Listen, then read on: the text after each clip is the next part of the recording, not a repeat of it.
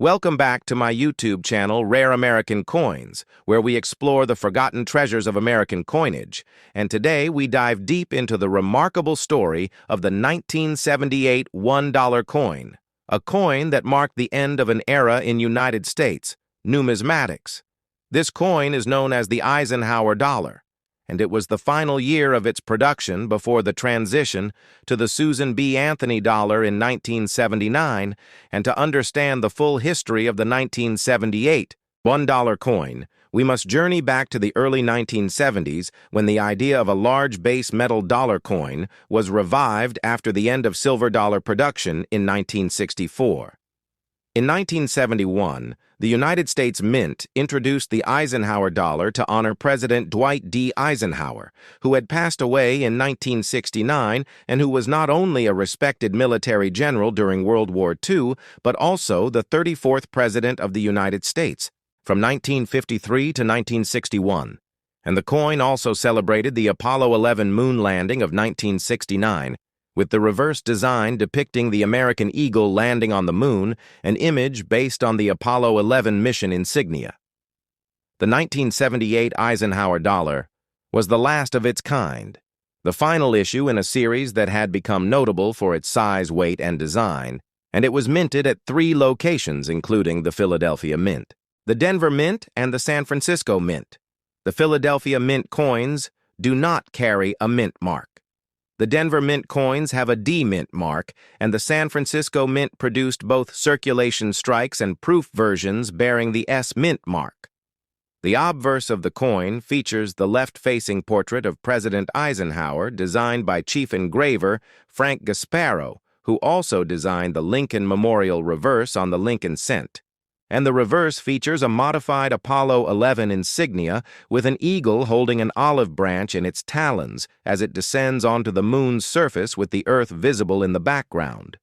The 1978 Eisenhower dollar was made of a copper-nickel-clad composition with a core of pure copper and outer layers of copper and nickel, giving it a silvery appearance, and this composition replaced the previous silver content used in earlier dollar coins and made the Eisenhower dollar more economical to produce for general circulation, though the size and weight of the coin continued to be a barrier for widespread public acceptance, as it was seen as too bulky for everyday transactions.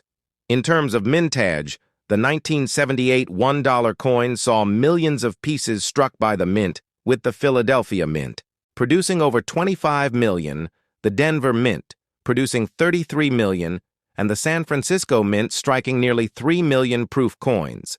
These large numbers suggest that the coin was widely available, yet despite the high production figures, the Eisenhower dollar never gained the popularity that the Mint had hoped for, and most Americans continued to prefer paper $1 bills. Now we turn to the broader historical context and the economic environment of the 1970s. Inflation was rising, and the cost of materials was a concern, and the United States government was attempting to modernize its coinage by making coins lighter and more convenient.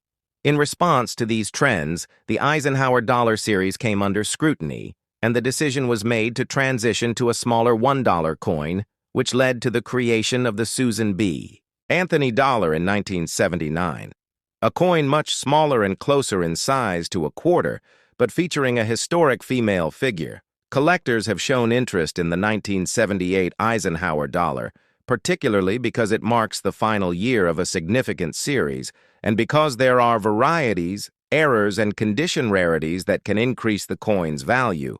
For example, some of the proof versions struck in San Francisco exhibit cameo or deep cameo contrast between the raised designs and mirrored fields, and these coins can be quite desirable in high-grade condition.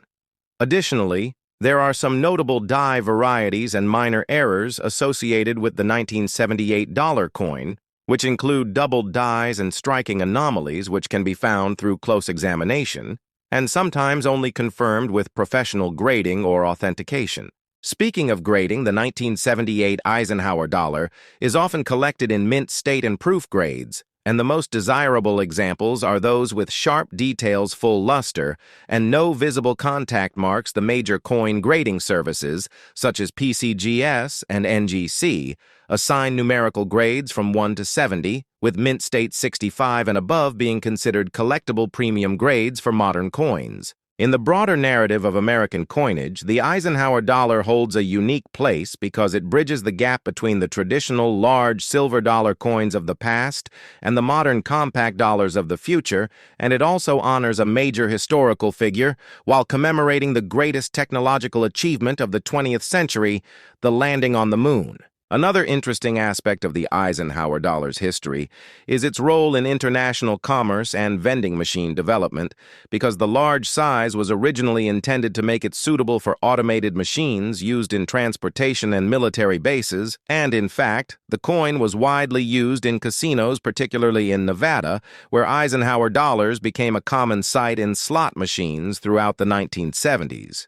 Now let us examine the artistic and symbolic elements of the coin more closely. The obverse portrait of Eisenhower is dignified and commanding, capturing his character and leadership. The lettering includes the inscription, "Liberty above, and in God we trust" to the left, and the date. 1978 below the reverse shows the eagle landing on the moon, surrounded by the inscriptions, "United States of America" and $1. And the motto, "E pluribus unum," above the eagle. The design is both patriotic and futuristic, blending themes of leadership, space exploration, and American values. And this makes the Eisenhower dollar not just a piece of currency, but a miniature work of art and a reflection of its time. In terms of collecting strategies, many numismatists recommend obtaining a full set of Eisenhower dollars, including the 1978 issue, in both business strike and proof formats, with attention to mint, marks, condition, and varieties, and since the series only lasted from 1971 to 1978, it is a manageable and rewarding series to complete. It is worth noting that the 1978 coin was struck with improved minting technology, which helped enhance the details and finish, and high-grade examples, especially those graded MS-67 or higher, are considered scarce and valuable. For viewers who want to build a deeper appreciation of the 1978 Eisenhower dollar, I recommend examining the coin under magnification to study its details, including the feather texture, the earth design on the reverse, and any possible die characteristics that may indicate a unique variety or an error. And comparing examples from different mints is also an educational experience, because strike quality and finish can vary between Philadelphia, Denver, and San Francisco issues. Ultimately, the 1978 $1 coin stands as the end of a bold chapter in American coinage, when the mint experimented with large dollar coins and commemorative symbolism. And although the Eisenhower dollar never became a mainstream coin in everyday commerce, it achieved something far greater. It created a legacy. It honored a respected president and war hero. It celebrated humanity's first steps. On the moon, it provided collectors with a distinctive and collectible series, and it paved the way for modern dollar coins that would follow in a new era of coin design. Thank you for joining me on this deep and detailed journey through the fascinating history of the 1978 $1 Eisenhower coin. Stay tuned for more episodes as we continue to uncover the stories behind rare American coins and the legacies they hold in the hands of collectors, historians, and patriots across the world.